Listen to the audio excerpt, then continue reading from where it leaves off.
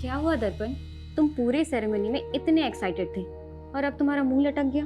Actually ये बात मैं तुम्हें एंगेजमेंट से पहले बता देना चाहता था, लेकिन कभी ना हिम्मत नहीं कर पाया।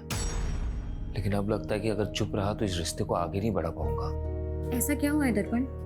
देखो, उससे पहले ना मेरी जिंदगी में एक लड़की थी, लेकिन अब हम दोनों के बीच में कुछ नहीं है। हमारा ब्रेकअप हो गया है। वो सिर्फ मेरा पास्ट था, तुम मेरा प्रेजेंट हो। अब हम दोनों के बीच में कोई नहीं आएगा। तुम्हारे कल से मुझे कोई फर्क नहीं पड़ता, क्योंकि आज तुम सिर्फ मेरे हो।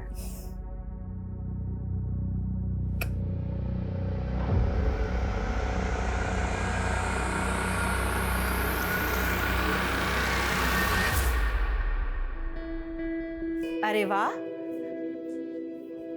ये हुई ना बात। बहुत प्यारी लग रही हो, किसी की नजर ना लगे। थैंक्स मम्मी जी। अच्छा बेटा, तुम कोचिंग क्लास पढ़ाते हुए महीने का कितना कमा लेती हो? यही कोई 18,000। तुम्हें पता है, मेरा दर्पण ना हर महीने अपनी पूरी तनख्वाह मेरे हाथ में लाके रखता है। तुम भी वैसा ही करोगी ना? वो मैं आपको आधी सैलरी दे दूंगी। आधी क्यों? क्योंकि अब मेरी दो मम्मी जी हैं, तो अपनी आधी सैलरी मैं अपनी मम्मी जी को दूंगी। देखो बेटा, आभा ने तो तुम्हारा कन्यादान कर दिया है ना। अब तो तुम इस घर की गृह लक्ष्मी हो, इसलिए तुम अब से पूरी की पूरी तनख्वाह ना मुझे ला कर देना, ठीक है? जी मम्मी जी।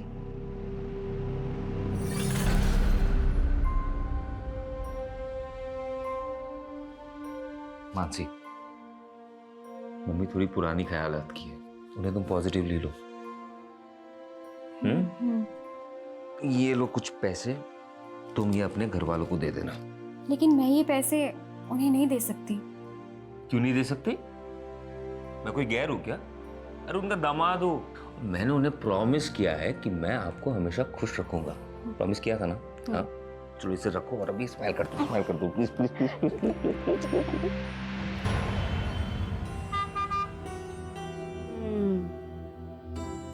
अच्छी है ना? आप जब भी मार्केट आते हो यहाँ पे चाय पीना जरूर आती हो, है ना? हाँ, और हम मानसी को भी लेकर आएंगे, उसे बहुत अच्छा लगेगा, है ना? जरूर लाएंगे।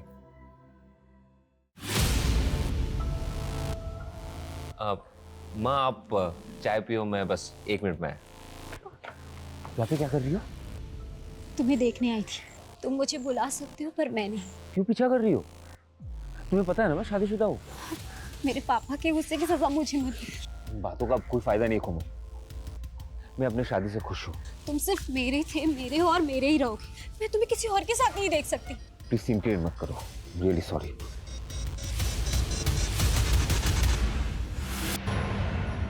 सर, मैं यहाँ सालों से पूरी डेडिकेशन के साथ कोचिंग दे रही हूँ और आपने मेरी आधी सैलरी काट ली।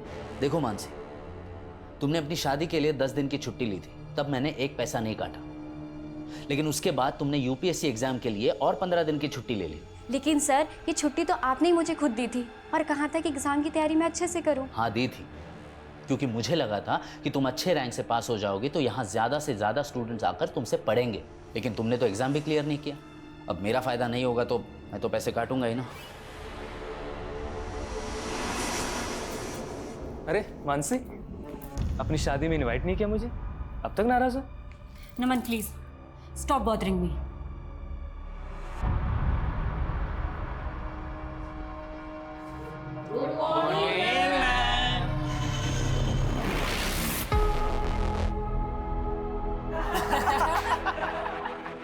मैडम का हनीमून।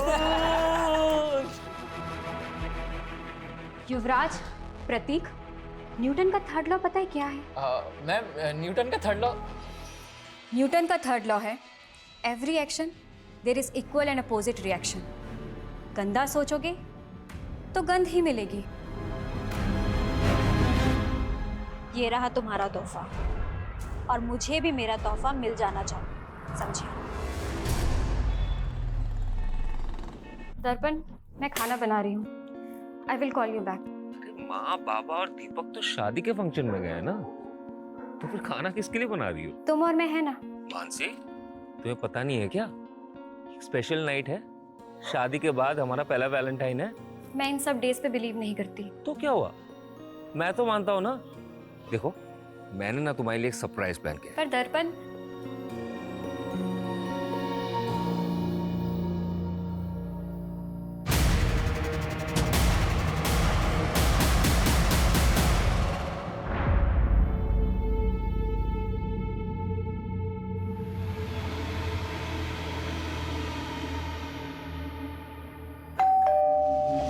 सर इसने मेरी बेटी के पति ने इसे मारा। मैं इसे छोड़ूंगी नहीं।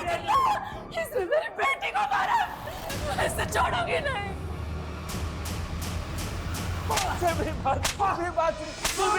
मैंने कुछ नहीं किया। जब मानसी का मर्डर हुआ, तेरे अलावा घर पर कोई नहीं था। अब सच सच बोल, किसने मारा उसे? बोल। आप मुझे जितना मारना है आप मुझे मार लीजिए इंस्पेक्टर साहब, लेकिन ये मत कहिए कि मैंने उसे मारा है। सर, इसके बाप ने इसकी जमानत करवा ली है।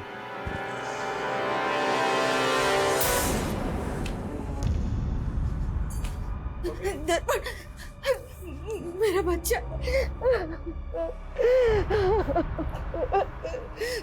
माँ फिक्र मत करो, मानसी के घर वाले कुछ नहीं कर। नहीं बर्दाश्त हो रहा मुझसे। मैं मानसी के बिना जीना नहीं चाहता, इसलिए आत्महत्या कर रहा हूं। मैं तुम्हारे बिना जी नहीं सकता मानसी।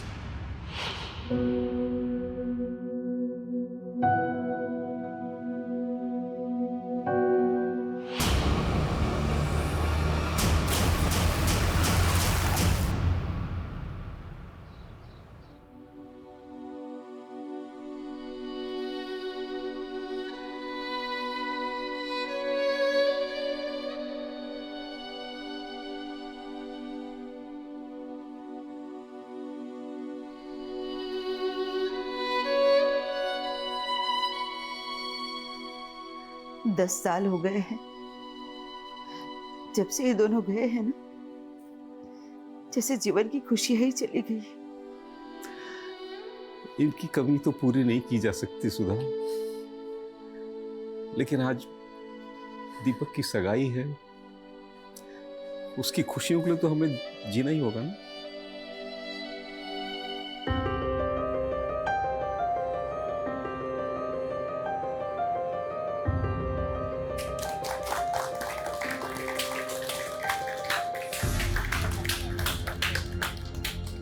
वाह सुधा वाह, मेरी बेटी की जिंदगी बर्बाद करके अब दूसरे के घर की बेटी की जिंदगी बर्बाद करने चली है।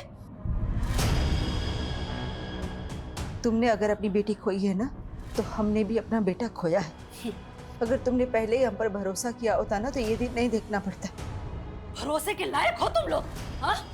अरे एकदम घटिया लोग हैं ये। पुलकित मत कर। इस दीपक के बड़े भाई ने मेरी बहन से शादी करके उसका मर्डर कर दिया। अब ये आपकी बेटी को भी नहीं छोड़ेंगे। हाँ। ऐसा कुछ नहीं, झूठ बोल रही है इशिका। पापा, कैसे लोगे? नहीं करनी मुझे यहाँ शादी। और तुम बर्फी देवी जी, सुनिए मेरी बात सुनिए। अरे ऐसा कुछ छोड़ूंगा नहीं तुझे मैं।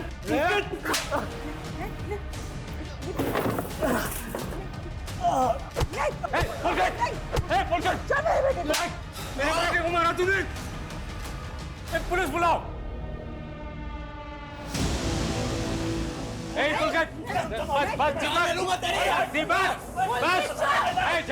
पोस्टमार्टम के लिए भेज दो और इस पुलकित को बुलाओ जरा police station. Okay sir. Sir वो दीपक फंसा रहा है मुझे। मुझे क्या मिलेगा उसके बाप को मार के? कल तक अपनी बहन के लिए इंसाफ मांग रहा था तू, कहीं बदला तो नहीं ले लिया तूने? सर आप पुलकित को ऐसे अरेस्ट नहीं कर सकते, उसने कुछ नहीं किया है।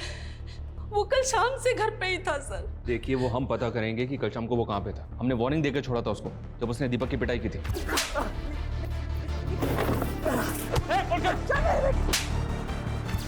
पर अब नहीं। अभी आप प्लीज यहाँ से जाइए और हमें अपना काम करने दीजिए। मानसी और अरुण के मर्डर की पोस्टमार्टम रिपोर्ट में काफी सिमिलैरिटीज हैं। दोनों केसेस में पीठ पे एक ही तरह से और एक ही तरह के चाकू से वार हुआ है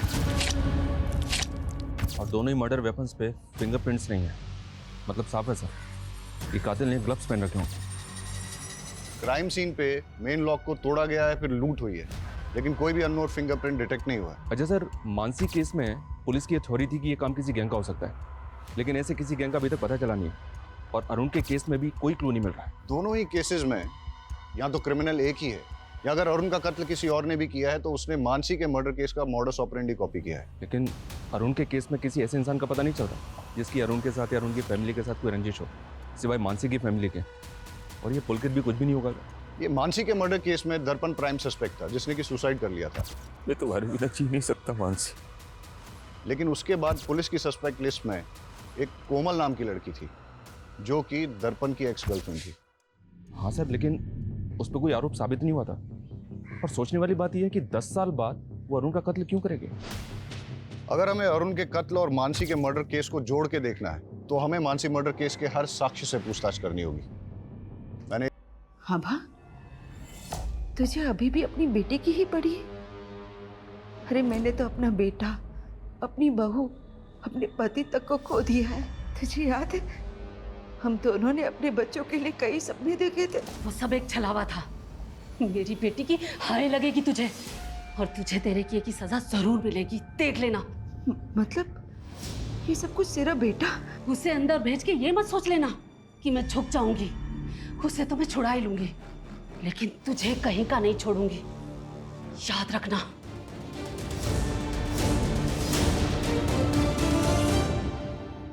दस साल पहले पुलिस ने जब दर्पण को रिमांड पे लिया था तो उसने बयान दिया था कि मानसी जिस कोचिंग इंस्टीट्यूट में पढ़ाने जाया करती थी उसको लेकर वो काफी ज्यादा अपसेट थी। लेकिन सर, केस फाइल देख के लग नहीं रहा है कि पुलिस ने ज्यादा इंक्वायरी की थी। चलो अब हम इंक्वायरी करते हैं। ये आप क्या बोल रहे हैं सर? 10 साल हो गए, मानसी का कातिल पकड़ा ही नहीं गया? क्यों, आपको नहीं मालूम कि केस अभी तक भी ओपन है? नहीं सर। आई होप आपको मानसी से जुड़ी 10 साल पुरानी बातें याद हों। जी कुछ कुछ। मानसी को आपसे कोई प्रॉब्लम तो नहीं थी? मुझसे? अब मेरा फायदा नहीं होगा तो मैं तो पैसे काटूंगा ही ना। नहीं सर। उनके पति ने स्टेटमेंट दी थी कि उनको इंस्टीट्यूट में किसी बात से स्ट्रेस था। ऐसा कुछ हुआ था इंस्टीट्यूट में 10 साल पहले? हाँ सर, एक बात है, मानसी ने इंस्टीट्यूट के 2 स्टूडेंट्स की कंप्लेंट की थी। कंप्लेंट? कैसी कंप्लेंट? मैडम का हनीमून। एक्चुअली तब मानसी नहीं चाहती थी कि उन दोनों पे कोई पुलिस कंप्लेंट हो या उनका करियर बर्बाद हो, लेकिन हाँ, मैंने उन दोनों को रेस्ट्रिकेट कर दिया था। आप हमें उन स्टूडेंट्स के नाम, फोन नंबर और एड्रेस दे दीजिए, और मानसी 10 साल पहले जिन जिन स्टूडेंट्स को पढ़ाती थी उन सब की डिटेल्स भी दीजिए।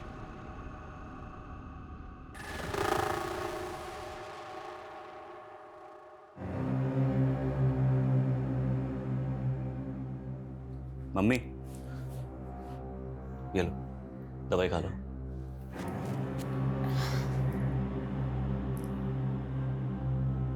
ये लो।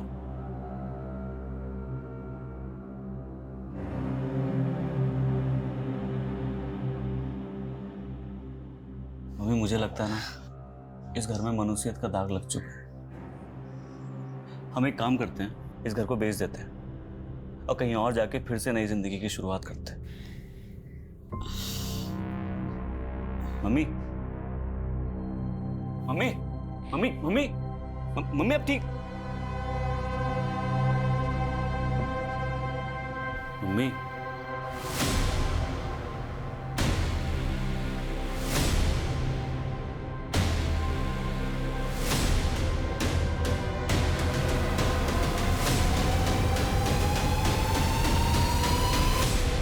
सर, हम मानते हैं कि हम उस टाइम पे थोड़ा शरारती थे, लेकिन शरारती बालिग थे तुम। क्लास में न्यूड स्केच ड्रॉ किया और अपनी टीचर पर अभद्र कमेंट लिखा। इसी की वजह से तुम्हें इंस्टीट्यूट से रस्टिकेट किया गया था, है ना? और हो सकता है कि बदला लेने के लिए तुमने मानसी को... नहीं नहीं सर, माना तब हमसे गलती हो गई थी सर, लेकिन हमने कोई क्राइम नहीं किया सर। औरतों पे अभद्र टिप्पणी करना, 10 साल पहले तो इसमें बेल भी हो जाती थी, अब तो बेल भी नहीं होती इसमें। सर, लेकिन क्या सबूत है कि हमने ही मानसी मैम को मारा था? 10 साल बाद तुम दोनों को ढूंढ लिया ना, सबूत भी ढूंढ ही लेंगे। इन दोनों लड़कों के पिछले 10 साल की हिस्ट्री निकालो। सर, लेकिन ये दोनों लड़के मानसी के ससुर अरुण को जानते तक नहीं, तो फिर ये अरुण को क्यों मारेंगे? लेकिन दोनों के पास मानसी को मर्डर करने का मोटिव है। अब तो ये इन्वेस्टिगेशन में आगे जाके ही पता चलेगा कि दोनों केसेस में क्रिमिनल सेम है या दोनों केसेस अलग अलग है। सर, पिछले 10 साल का सबसे बड़ा राज तो हमारे सामने आया ही नहीं। कौन सा राज? मैंने इन दोनों फैमिलीज का पिछले 10 साल का ब्यौरा निकाला मानसी की बहन श्रद्धा की शादी मानसी की मौत के महज 25 दिन के बाद हो गई थी। अक्सर लोग फैमिली मेंबर की डेथ के बाद तकरीबन 1 साल तक कोई मांगलिक कार्य करते नहीं है। लेकिन श्रद्धा की शादी का इस केस से क्या लेना देना? श्रद्धा के CDR में एक अनाथाश्रम का नंबर मिला सर, जहाँ श्रद्धा पिछले 10 साल से आ जा रही है। आश्रम में इंक्वायरी की तो पता चला कि श्रद्धा वहाँ मानसी की बेटी से मिलने जाती है। मानसी की बेटी? सर वो मानसी दीदी नहीं चाहती थी कि किसी को ये बात पता लगे। लेकिन इसके बारे में आपके माँ या भाई ने भी कभी कुछ ऐसा बताया नहीं हमें। सर उन्हें बदनामी का डर था, लेकिन सच बात तो ये है कि दर्पण जी से शादी करने से पहले ही दीदी ने उस लड़की को जन्म दिया था। लेकिन इस बात का उनके मर्डर से कोई लेना देना नहीं हो सकता। ये आप डिसाइड नहीं करेंगे, आप हमें सिर्फ इतना बताइए कि उस बच्ची का पिता कौन है। नमन झा, वो दीदी के साथ इंस्टीट्यूट में पढ़ाते थे। मेरे और मानसी की बेटी? क्या मजाक कर रहे हैं सर, हम दोनों तो सिर्फ कलीग्स थे, यहाँ तक कि दोस्त भी नहीं थे सर। कमाल है, फिर भी मानसी को लव लेटर्स और गिफ्ट्स भेजा करते थे। ये मानसी की बहन ने दिखाया हमेशा। वो सर, मैं मानसी को पसंद करता था, लेकिन प्यार सर एक तरफा था मेरा। बच्चा कहाँ से आया? सर वही तो मैं बोल रहा हूँ, मेरे और मानसी के बीच फिजिकल रिलेशन था ही नहीं, तो बच्चा कहाँ से होगा? DNA टेस्ट करवाओ इसका।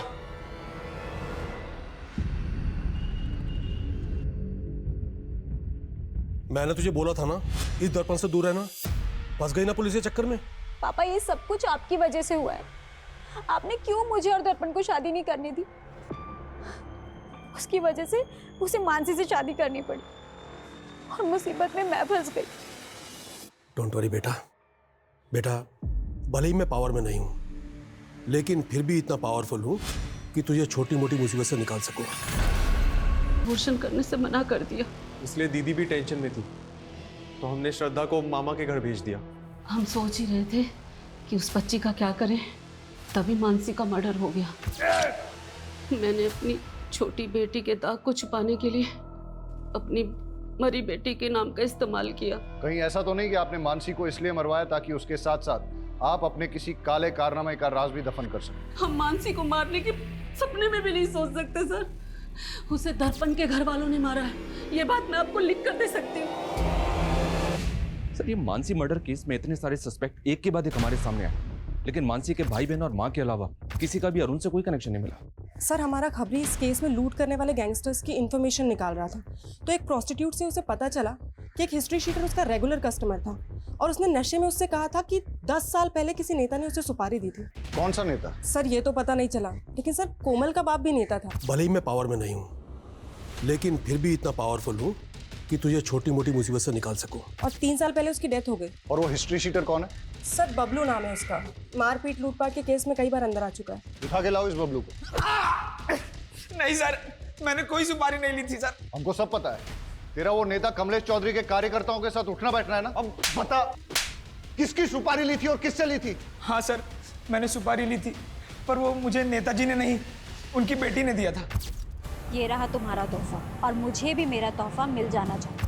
तुझे कोमल ने सुपारी दी थी? हाँ सर, पर सर मैंने किसी का मर्डर नहीं किया सर, मैं तो पैसे लेके भाग गया था। कोई भी मेरा नाम लेगा और आप मान लेंगे मैंने कोई सुपारी नहीं दी है। हमने उस आदमी को इतना तोड़ा कि उसने सब सच उगल दिया। अब आपसे भी सच उगलवाने के लिए ऐसा ही कुछ करें ठीक नहीं रहेगा। सच बोलिए।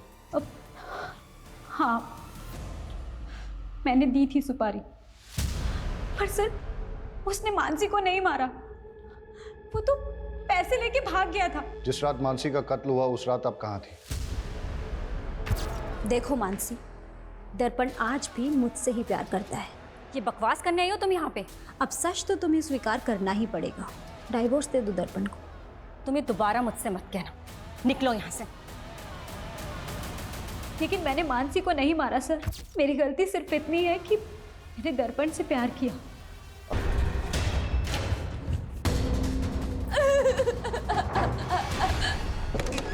सुधाकर के बयान से लग रहा है कि उसके नाम पे लिया गया नंबर और कोई इस्तेमाल कर रहा है। नंबर ट्रेस पे डालो और पता करो कौन इस्तेमाल कर रहा है ये नंबर। सर अंजलि होटल में दर्पण के भाई दीपक ने एक लड़की को मॉलेस्ट करके उसकी जान लेने की कोशिश की। सर वो दोस्त थी मेरी, मैं हाथ नहीं उठाना चाहता था उस पर, पर कुछ समय कंट्रोल नहीं होता मुझसे। और सेक्सुअल डिजायर भी कंट्रोल नहीं होता तेरा। दर्जनों अफेयर थे तेरे। कहीं मानसी पे भी तेरी बुरी नजर तो नहीं थी? नहीं सर। सुधाकर के डॉक्यूमेंट्स का मिसयूज करके फोन नंबर किसके लिए लिया? मैं इस बारे में कुछ नहीं जानता। जानता नहीं है या अपनी माँ के फोन से उस नंबर पे रेगुलर कॉल किया करता था? नहीं सर, मैंने ऐसा कुछ नहीं किया है।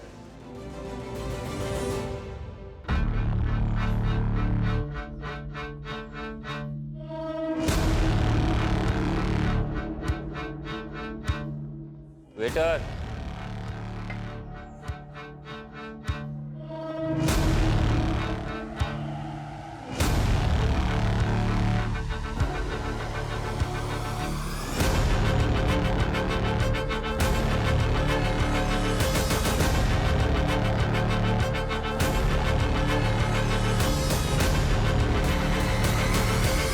आर यू श्योर ये आदमी वही है? कंफर्म नहीं है सर, पर वो आगरा जाने वाली बस में चढ़ा है। मैं उसी बस को फॉलो कर रहा हूँ।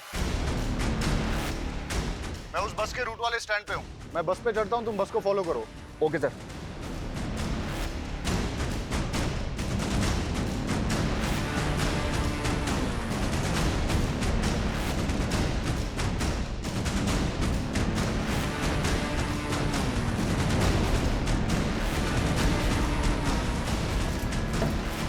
मुझे ऐसा लगता है मैंने आपको कहीं देखा है।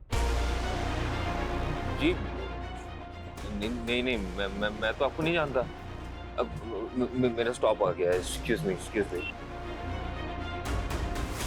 भैया रुक जाओ, मेरा स्टॉप आ गया है। अरे भैया जल्दी रुको ना यहाँ पे। हेलो, गाड़ी रोको।